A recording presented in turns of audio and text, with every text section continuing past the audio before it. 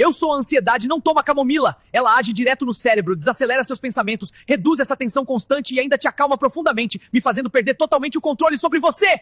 Não usa a erva cidreira! Ela aumenta o GABA no seu cérebro, acalma sua mente acelerada, reduz essa inquietação e tira completamente esse caos mental que me mantém aqui. Não come isso! O cacau aumenta a serotonina e dopamina, reduz o estresse no seu cérebro e traz equilíbrio emocional, tirando totalmente a força que eu tenho sobre você! A banana não. Ela aumenta a serotonina, equilibra seu humor e te relaxa naturalmente, eliminando essa instabilidade que me mantém vivo em você.